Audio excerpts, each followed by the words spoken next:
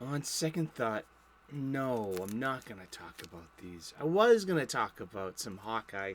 I had these on my spinner rack for a while, but I started thumbing through them and I was just... No.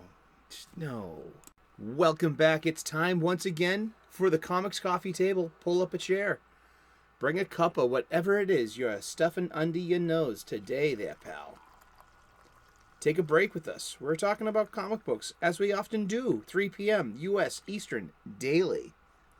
You don't have to worry about daylight standard times or anyone whipping out their pee-pee and taking a pee-pee on camera. It's not going to happen on our show. No, thank you. Ooh, that's pretty good. We come here to talk about comic books. That's right. This year, I'm rebagging, reboarding, and reboxing my entire collection. Along the way, I'm getting a ballpark estimate of what they're worth. Don't you sometimes look at your collection and be like, what the heck is wrong with me? Am I spending all my money? Like, how much is this worth? How can I get rid of this and make a buck or two? I don't know. We're going to find out. As my friend, the memes of destruction says. Yeah, my friend, the memes of construction says, we build ahead. My friend, the memes of destruction says, we conjecture ahead. And that's what we're doing. I'm getting a better sense of how to grade comic books and how to judge my back issues to see, wow, look at these corners, look at the spine roll on this. How much does that depreciate the value? Well, it does. And, I should have been using boards the entire time. I know. My parents bought me these books for Christmas, so this season is dedicated to my parents. I love you. Yeah, so let's get to it. 3 p.m. U.S. Eastern daily. We chill out and talk about comic books. I'm backed up on boarding, and so a lot of these I'm just going to throw some boards in these and call it a day, and we're just going to continue the conversation. I hope you're still enjoying yourself. I hope you're having a good time, and keep the comments coming. And if I can make the 3 p.m. U.S. Eastern live chat premiere, I will be there. And it's good to see you people in the live chat. Seriously. Sienkiewicz. Big part of my 80s growing up. But we've already talked about that, haven't we? What is the weird? I think I bought this. And I didn't buy issue number 2. But I loved these shadows. Hey, there we go. Did somebody write on my comic book? It came this way. That's a ding. Holy gee, that's a ding. Someone wrote on my funny book. I never noticed that. Excuse me, sir. I know you're trying to think that this is a 9.2, but see this crayon here? That just takes a couple of points off of your 10-point grading scale. Awesome. What are we going to talk about today? We're cleaning out my spinner rack. These have been hanging on my spinner rack for a while. They are going into a short box. The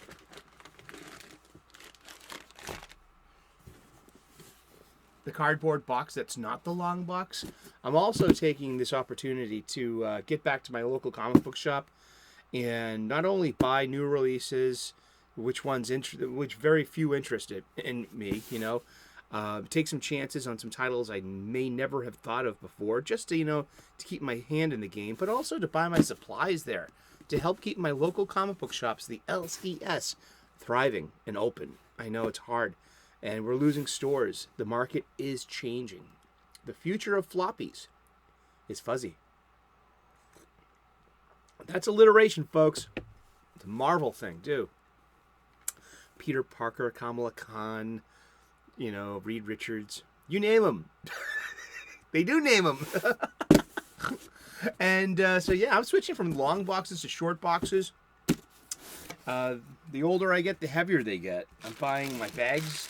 I could be getting the Mylar bags I seek, but they'll be in shortly. There's a supply chain. Something about some kind of government hoax involving a pandemic or something. No, we don't talk like that here.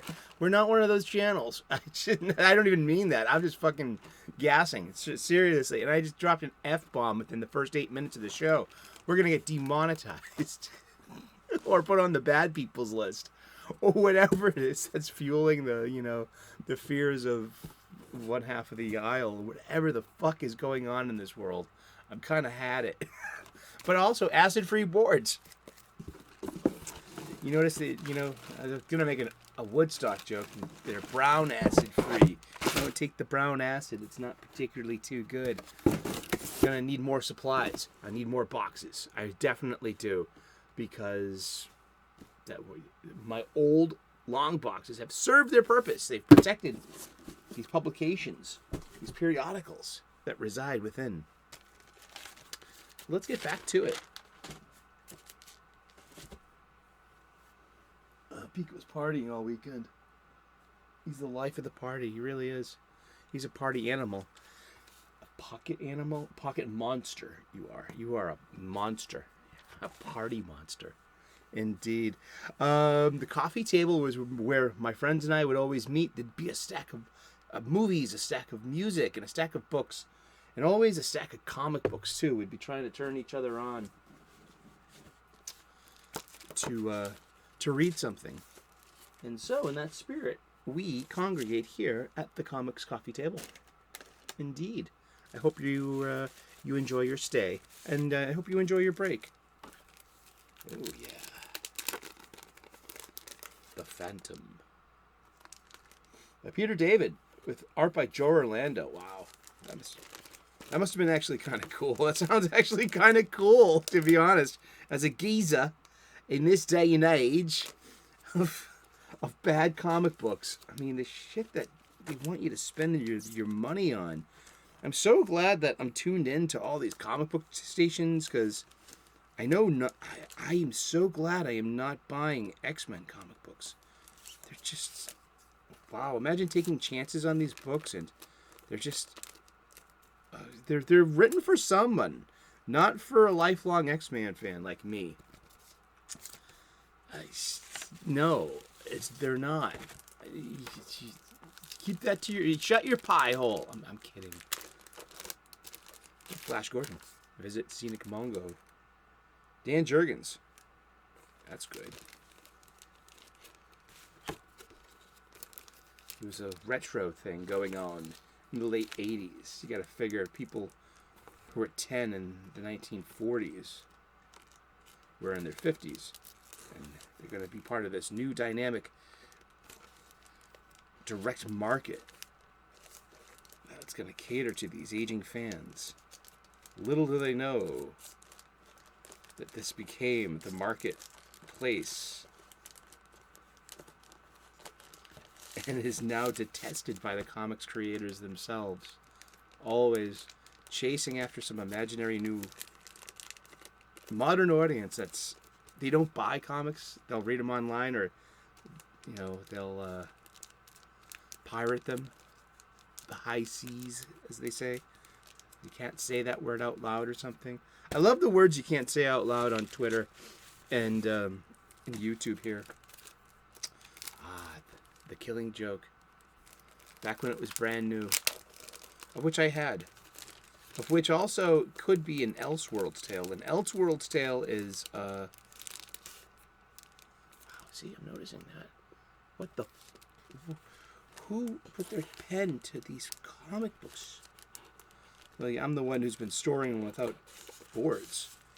So I shouldn't really judge. These have one piece of tape. Sometimes I use two. Sometimes I use one. Depends on what kind of mood I'm in. I'm a moody person. Ask anyone that knows me.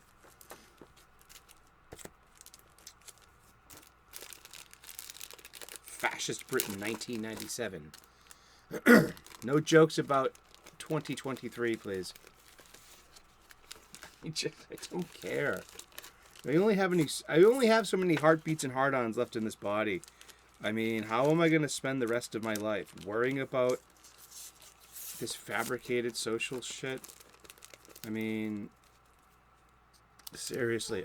But these are 21st century problems that we're going to need 21st century solutions to as well. So there's that too. But I mean, that's the whole thing of amplifying.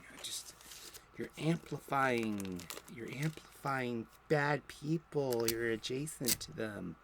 And that's also unfair too, to use the distended S to make some kind of silly voice or someone. I don't fucking care.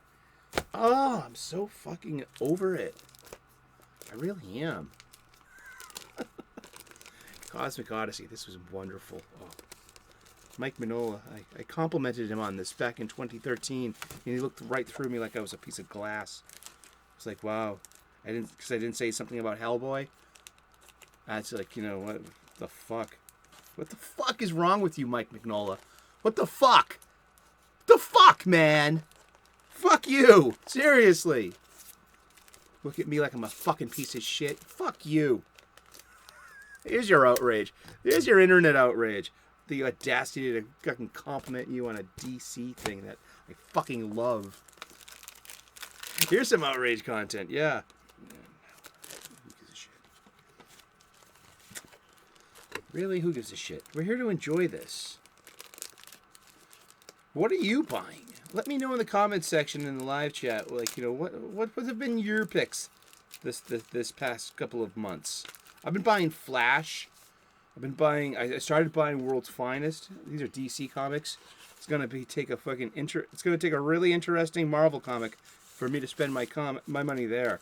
You know what I mean? Talk about being treated like a piece of shit. And that's like a standard at Marvel now. And why would I want to spend my money with them? But I keep hearing, there's like 3 titles out there, maybe 2 that are good. I hear Strange Academy's good, and I love Umberto Ramos, and he does fit the criterion of he hasn't blocked me on Twitter. So that that is like the first hurdle of should I buy this comic book? Oh, look, have I been blocked on Twitter by this creator? Well, that's going to be it's going to hamper my ability to enjoy this and partake of and even contribute to the success of this comic. I mean, I would love to be a complete asshole. I would love to viciously root for the demise and destruction and dishonoring and the public shaming of anyone that does that. I mean, geez. But wouldn't that be a waste of fucking energy? It's a waste of effort. Leave that to the hateful people. Am I a hateful person? No. I'm here to love comic books, floppies, magazines. I'm noticing every one of them has some kind of pencil mark. Wow. Interesting. Oh boy. Now in paperback. When You Two Ruled the World. Back in 1989. What is this? Oh, look at this. Sandman #1 came out. This is 89. An all new Sandman. So that's where it starts. So this kind of like publishing format here, this mature readers, DC, was the precursor to Vertigo, and where Vertigo starts as an imprint in 1993.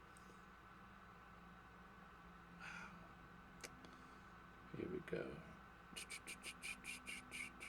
1988. Yeah. Doesn't have January. Indeed. And I appreciate you people for showing up. I really do. If there's anything I can do for you that I can afford, let me know. Maybe Legion 89. Ain't that cool? And that's it for Shadow. I mean, you're going into a box now. I love you, comics, but I mean, your time on the spinner rack has come. It's time to put you away. They don't read you. I love these comics. I read the hell out of them. And comics are for reading. My friend Yul Carter, he has this wonderful show called on Fantastic Comics, his comic book shop in Berkeley, California, and he is doing this thing called Crack the Slab. Slab comics are comics that are sent away to an official grader, and they're judged and put into carbonite. He's alive and in perfect hibernation. Oh, they think he's in carbonite. He should be quite well if he survived the freezing process. Well, Calrissian. Indeed. Let's find a box for you. But wow, these are over a decade old, huh? I started off with this, so let's land the plane. And what to do if the plane doesn't land? Well, we have instructions on airline. Have you been on a plane and seen like the card graphics of how to survive a plane crash? You know what I mean? This is where that joke comes from. A lot of this, this was hot for a while. I mean, I really enjoyed this. This got some Francavilla art to it. David Aja, he's pretty good. It's Nowtro, it's retro, it's wowie zowie, comic madcap fun times. It's Matt Fraction, and we all know that I love Matt Fraction's Casanova. So this is like I call this Casanova Light. And this is like Casanova made for the Marvel Universe. And so this is the Matt Fraction run, which was much ballyhooed and became the basis for the Hawkeye Disney Plus show. If you remember that even existed. I mean, that was last year. That should be firmly memory hold by now. Stick that in your memory hole. I'm going to stick this into my fuzzy hole. Don't let your imagination get away with you. I got a beard. But this was fun for a while. Like the tracksuit mafia of Clint's neighborhood. Clint's living in Brooklyn. He's down on his luck. He's got a kid sidekick that's taken his name when he was dead for a while. So there's Hawk Guy and Hawk Eye. So it's it kind of was the precursor for all the badness that's in Marvel Comics today. It's a bit slapsticky. Then it's balanced with pure violence and over the topness.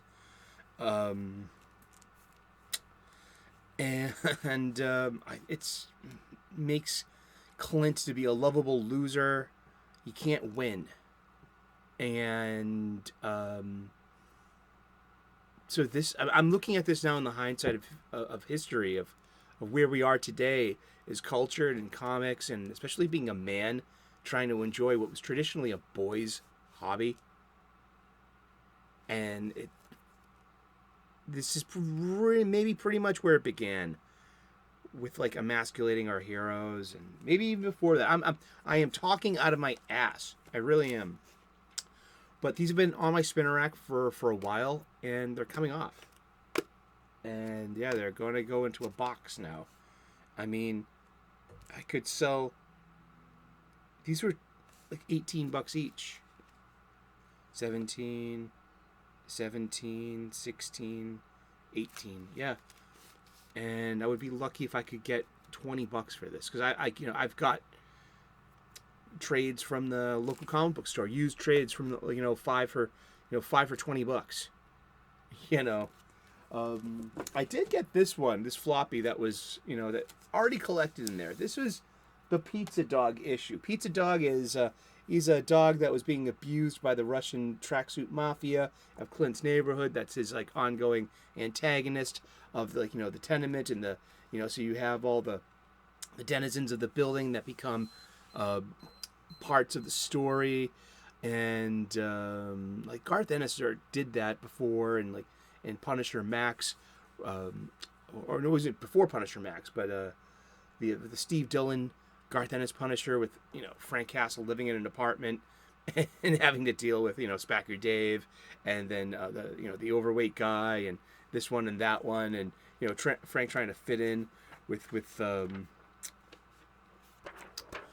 but this is a the Marvel staple, Lucky, aka Pizza Dog. Here we go.